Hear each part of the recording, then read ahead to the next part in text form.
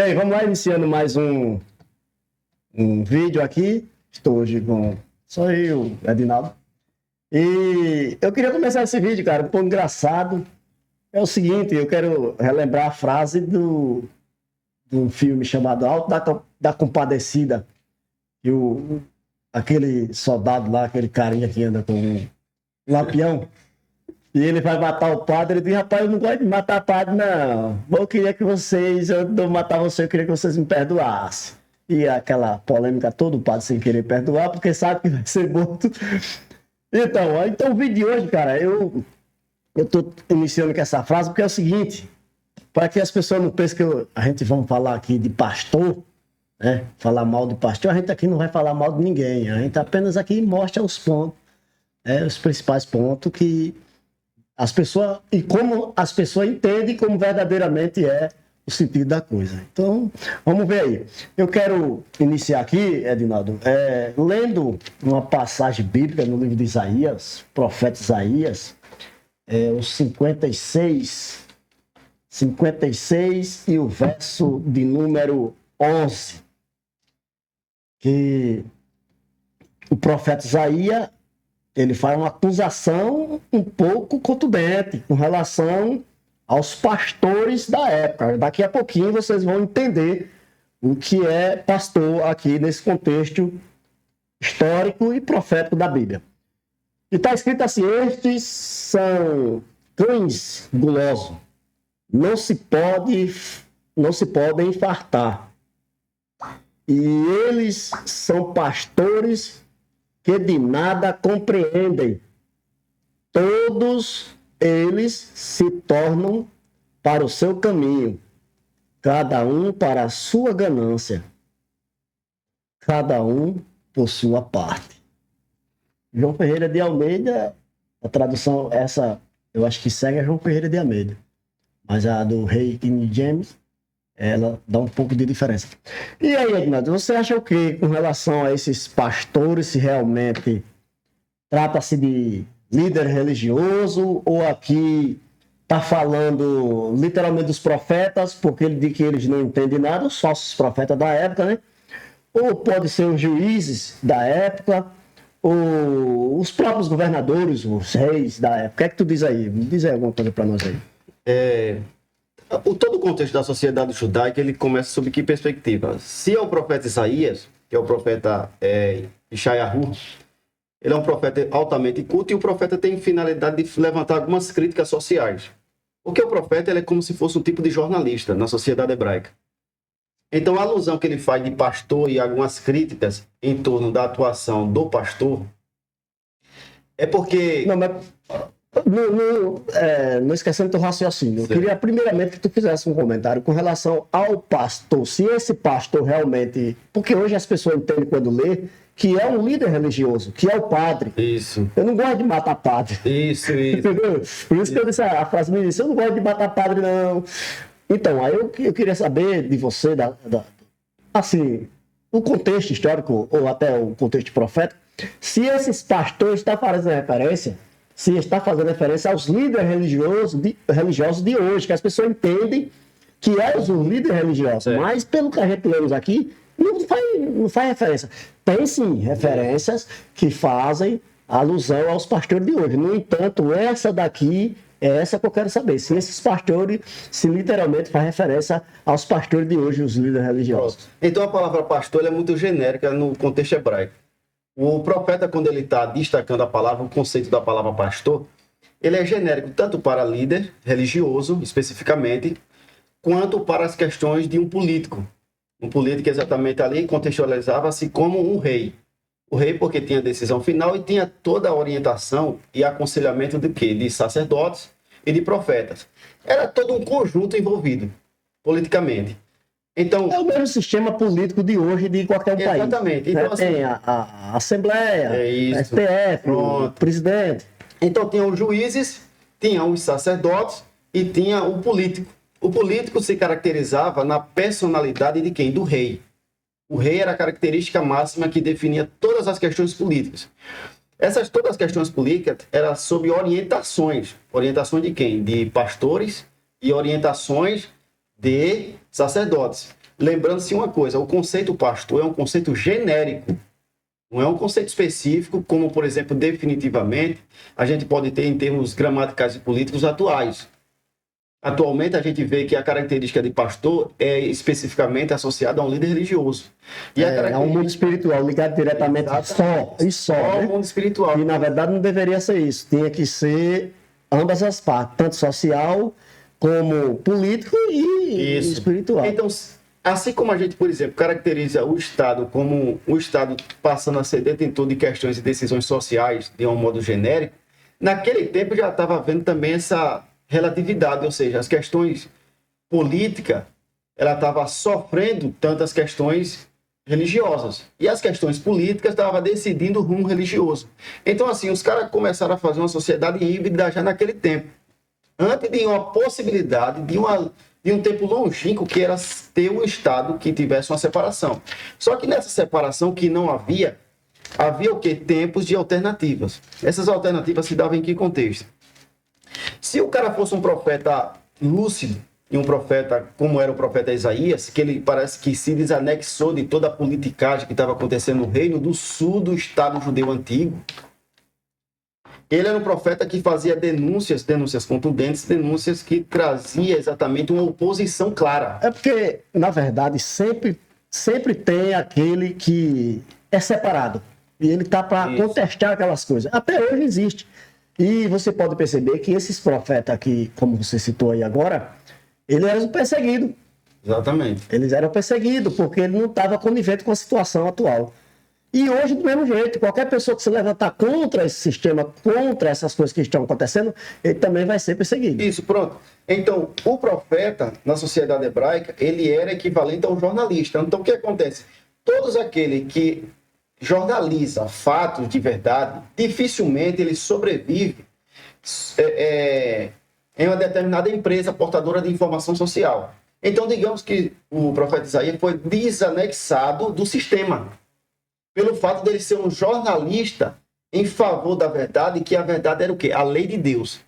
O direcionamento da lei de Deus e as injustiças combatidas pelo povo, que era para ser combatida pró povo, não estava sendo mais levada em conta, ou seja, injustiças relacionadas a fraudes, a roubos, a furtos, injustiça relacionada às questões sociais de um modo geral, todas elas estavam sendo fraudadas.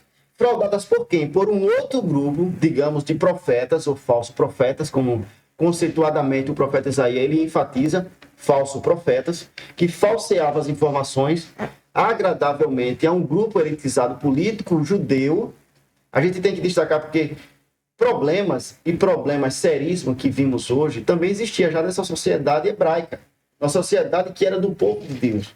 Eram problemas que, quando começava a acontecer, era porque a orientação divina e um caos espiritual começava sempre a acontecer, porque era muito a ligação muito forte entre o político e o espiritual. Uma vez que desanexasse essas questões política e espiritual, naturalmente as bases morais eram totalmente desmoralizadas e desmoronadas. A passagem diz que eles eram golosos.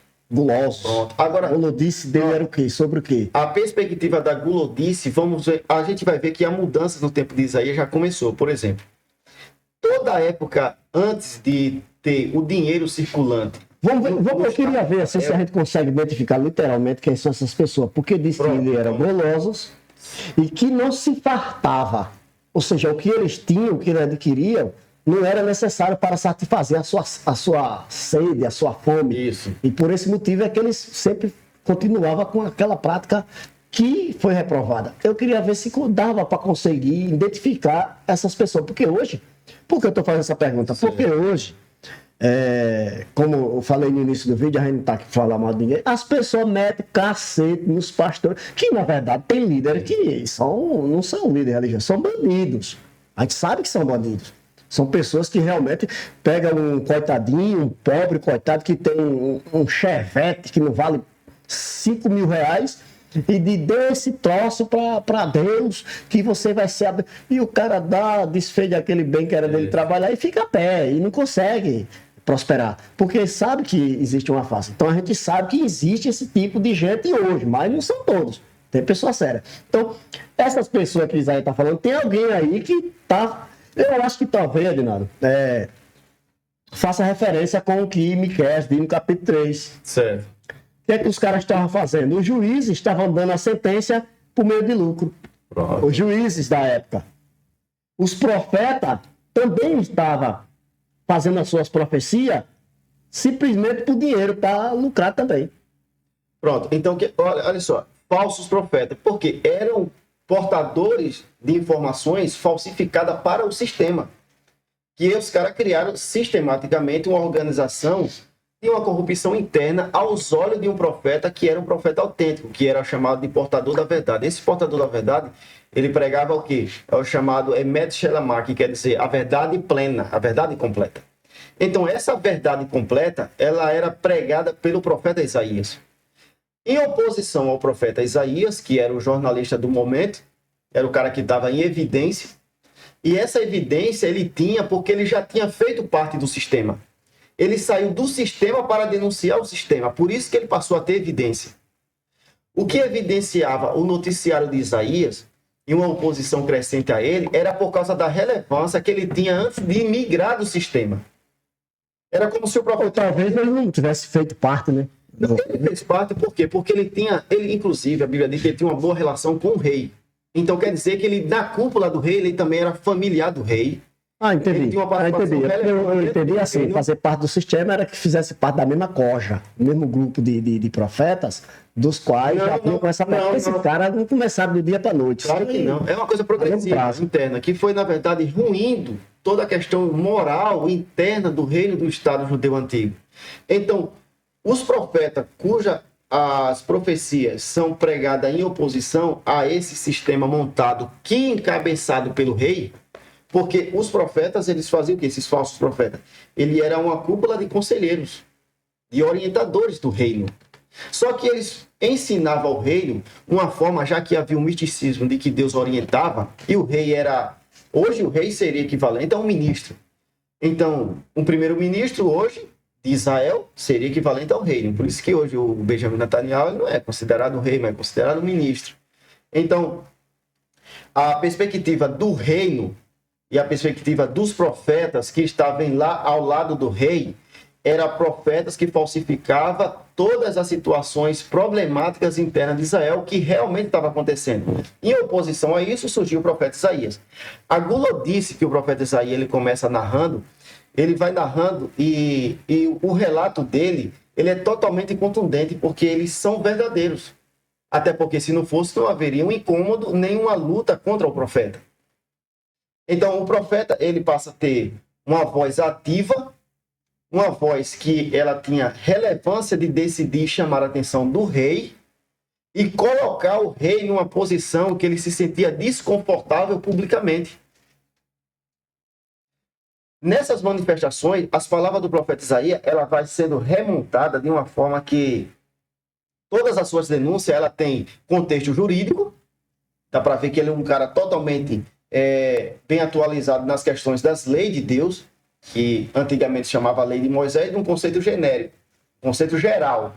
Mas a Lei de Moisés tem várias subdivisões. E dentro das subdivisões internas, existia a questão jurídica. Na questão do jurídica, como ele entendia muito bem, quem é que ele agora questionava? Ele não questionava mais os sacerdotes, ele questionava agora a classe de juízes, que era chamado de Shofetim. Esse grupo de juízes Shofetim eram os grandes peritos e especialistas na lei, que eram os caras que faziam exatamente o julgamento, ou falsificavam os julgamentos em favor do bem-estar do rei.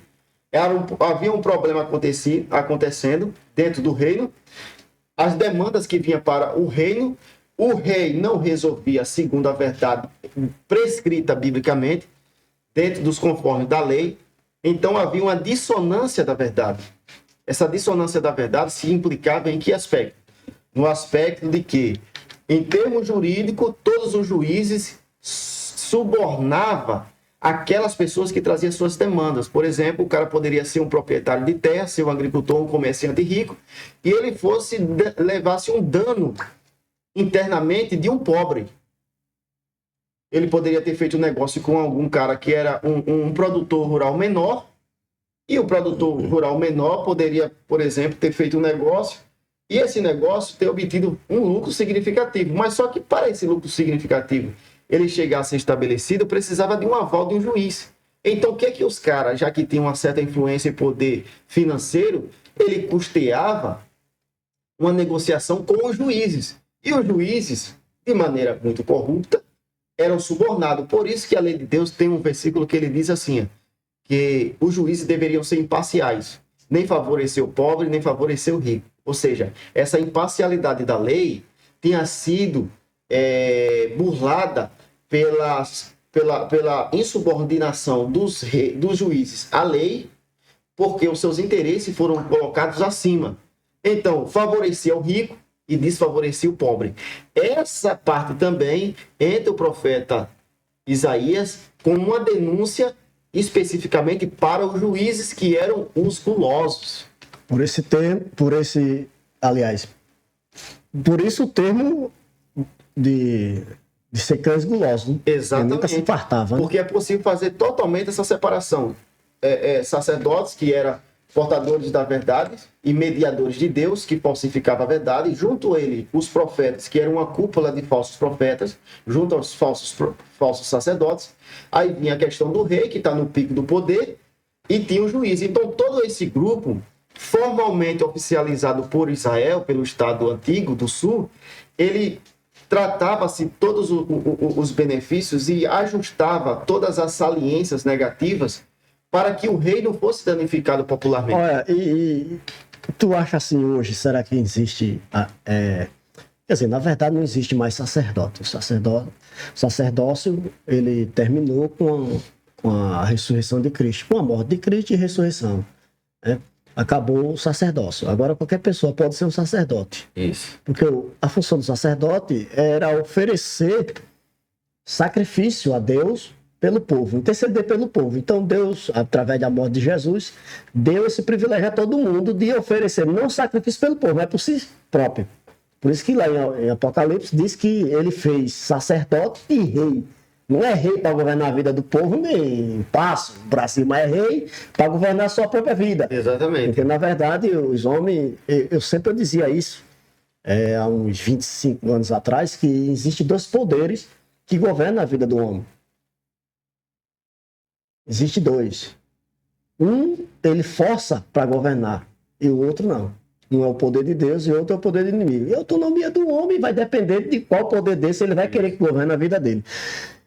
Então, esses caras aí que tá falando são sangulosos. Aí eu pergunto, e hoje? Será que hoje existe, assim, como eu já falei aqui no sacerdócio não existe mais, inclusive agora a Igreja Universal consagrou um sacerdote. Rapaz, esses caras são malucos. Mas vamos esquecer esse daí, esse atual, e vamos dizer assim, existe... Porque a Bíblia faz várias referências sobre falsos mestres, falsos doutores, falsos profetas, falsos pastores, falsos ensinadores. E a gente não consegue identificar literalmente quem são esses falsos. Ou será que esses caras não existem? Ou será que irão existir ainda? É uma profecia para um futuro longínquo? Ou talvez exista e as pessoas se fazem de cego e não querem ver?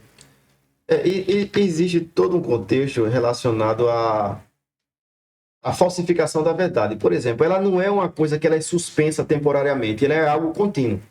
Em todas as organizações, grupal, seja a comunidade religiosa, ou comunidade política, comunidade partidária, seja quaisquer que forem, todas elas fraudam a verdade.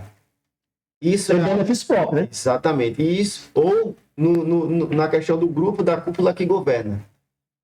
No interesse menor, que governa a questão do todo. Será que você acha que alguém vai fraudar a verdade para favorecer um grupo e que ele não esteja incluso nesse grupo? Ele tem que estar contextualizando, porque ele é parte do grupo que governa o grupo. Ele não é doido de fazer, eu acredito que não. Então, ele tem que ser parte do grupo, porque todo grupo tem um grupo menor que dirige o grupo total, né? A totalidade é governada. É a pirâmide, né? Exatamente. É a pirâmide. Então, essas pessoas, elas, por exemplo, a maneira de você falsificar a verdade, ela é algo muito, inclusive alguns intelectuais chamam de tênue.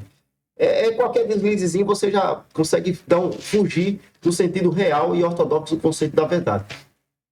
Então, de maneira ininterrupta, a verdade ela sempre é manipulada. Por exemplo, você pode muito bem contextualizar qualquer texto bíblico e conseguir manuseá-lo de uma forma que você pode manipulá-lo ao interesse grupal.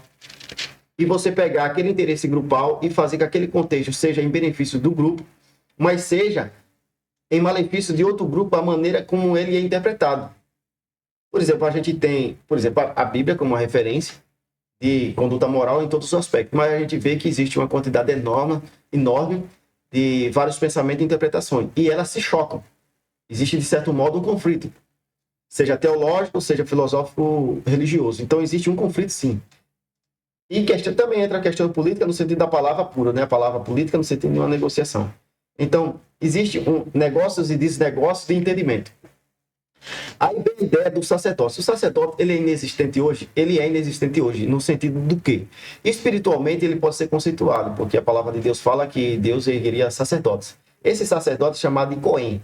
Existia no tempos bíblicos um só, chamado Gadol Cohen. Gadol quer dizer grande. Então, assim, esse grande Gadol, ou esse grande sacerdote, ele foi eliminado da função real e foi substituído por um eterno, que é Jesus. O grande que você está falando, o grande sacerdote, você está falando do sistema sacerdotal ou está falando do sumo sacerdote em si? O sumo sacerdote é grande. Então, esse grande sumo sacerdote, ele foi substituído pelo sacerdócio eterno de Cristo. Entendi. Então, não existe mais grande sacerdote. Todo mundo, universalmente, que ele passa a entrar numa aliança espiritual, monoteísta cristã e judaica, todos eles estão agora à mercê de um sacerdócio único, real e eterno, que é o sacerdócio de Cristo.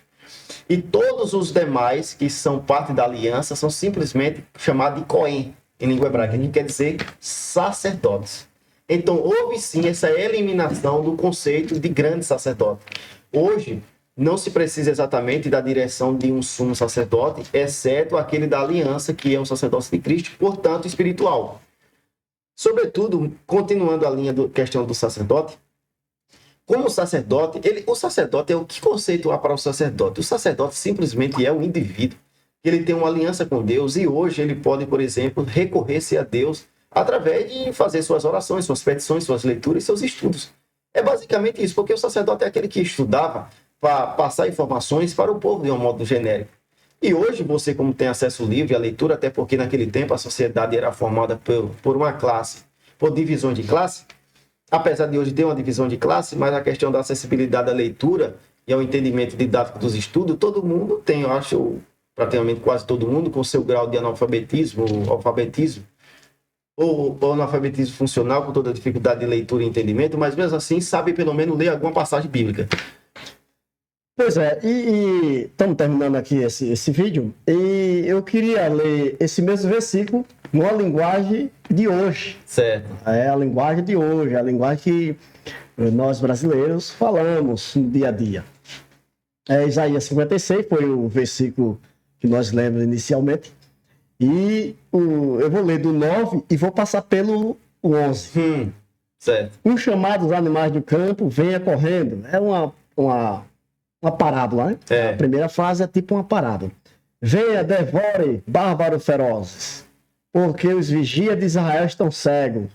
Vigia é a referência que fala os pastores, né? Todos eles não têm ideia do que está acontecendo. São cães, é o 11, são cães que não sabem nem latir.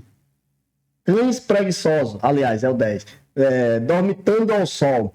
Mesmo sendo cães famintos, agora é o 11, não sabem comer. São vorazes, mas não têm o suficiente. E esses são os pastores de Israel. Eles não sabem de nada, não entendem nada, cuidam apenas de si mesmo. Isso acontece hoje, tem gente Inclusive, na leitura do Isaías, parece até que ele está xingando esses caras, né? E ele está, não sei, na linguagem de xingamento. E por quê, por exemplo? Essa linguagem que ele utilizava, que era uma linguagem animalesca, de animais, era para caracterizar exatamente o perfil das ações do indivíduo. Por isso que se usava uma linguagem. Ele é um profeta exatamente culto, muito culto e erudito, inclusive na classe da sabedoria dos judeus. Por isso que ele, ao usar essa linguagem, ele está fazendo o quê?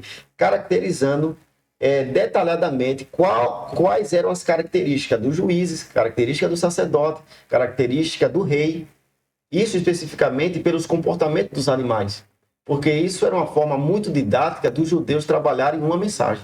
Não, e com certeza não é coisa boa comparar um homem que era considerado um profeta, claro ou talvez um juiz, ou um governante, com um cão. Exatamente. Um cachorro. E você vai ver até a espécie e o estado do cachorro.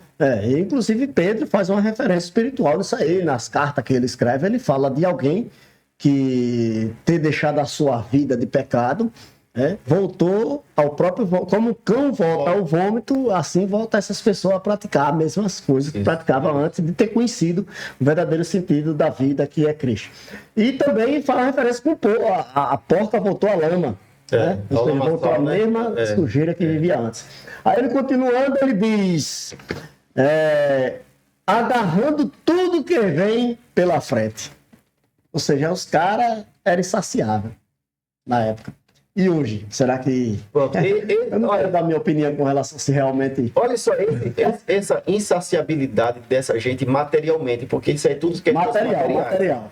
Materialmente, os caras, por exemplo, por isso que os caras conseguiam obter suborno em todos os aspectos da sociedade. Tanto das questões dos negócios comerciais do reino para com outros reinos, quanto das negociações internas de conflito de interesse entre judeus produtores e empresários ricos, judeus produtores e empresários menores, as questões dos tributos, das taxas, da inflação crescente. Então, todos esses aspectos eram de aproveitamento e oportunismo para esses indivíduos que eram considerados cães, porcas ou estados lastimosos e negativos, cujos vícios deles não eram parados. Não havia limite pelo o empenho deles por materialidade. Todos os meios possíveis, por exemplo, todos os meios possíveis hoje, eles são traçados socialmente por vários aspectos e instituições sociais. E às vezes você sai como um personagem de um líder religioso e ele consegue se sociabilizar em todos os níveis. Às vezes os caras, dependendo da região do Brasil, você vê que tem caras que são líderes religiosos que tem até pactuação com facções. Com certeza. Entendeu? Então, Com assim, certeza. eles são insaciáveis. Porque não existe um oportunismo ou um meio e recurso que possa ser passado a esse indivíduo insaciado que ele possa medir alguma característica de caráter. Uma certa vez, eu não sei se a gente gravamos aqui um vídeo, eu falei, eu não lembro, ou se foi um que eu gravei só, falando que não havia necessidade de se escrever livros na mesma semelhança da Bíblia, ou seja, contando as mesmas histórias que a Bíblia já conta. Porque, inclusive, tem um versículo lá em Eclesiastes que diz que nada é novo debaixo do sol. O que já foi no tempo passado e será no futuro que vai acontecer. Então, você vê essa passagem que nós lemos aqui, quando a gente vamos fazer uma referência, é a cara do Brasil, cara. O que está acontecendo hoje no Brasil é justamente isso que está escrito em Isaías. Os caras não se fartam. A sede é insaciável. Você vê aí, eu até estava falando logo aqui de manhã, que vendo uma promessa, uma falsa esperança, e as pessoas atrás daquela esperança, tentando de alguma forma escapar da privação de alimento e outras coisas, e fica sendo alimentado por aquela mentira e está aí há mais de 30 anos. Então, agora o que eu fico olhando, Edinaldo, é o castigo dessas pessoas se realmente virão. Porque alguém pode dizer, não vem não sei. Mas já está sendo castigado. A rejeição popular já é um castigo para eles. Um dos piores castigos. Porque eles não podem mais sair nas ruas, não podem ir a uma lanchonete como ia anteriormente. Então, isso existe um castigo maior do que esse? Eu acredito que não. Certo? Então, beleza, vamos terminar aqui esse vídeo. E peço a vocês que, se por acaso assistir esse vídeo, quiser compartilhar com alguém, compartilhe. Agora, lembre-se, vamos terminar o vídeo Com a mesma frase, eu não gosto de matar padre. Eu não gosto de matar padre, nem tampouco falar mal de pastor e nem falar desses líderes religiosos, nem de macumbeiro. Macumbeiro vai, de repente, o cara cai numa fraqueza, ele fala uma macumba, o cara cai numa pirranha miserável.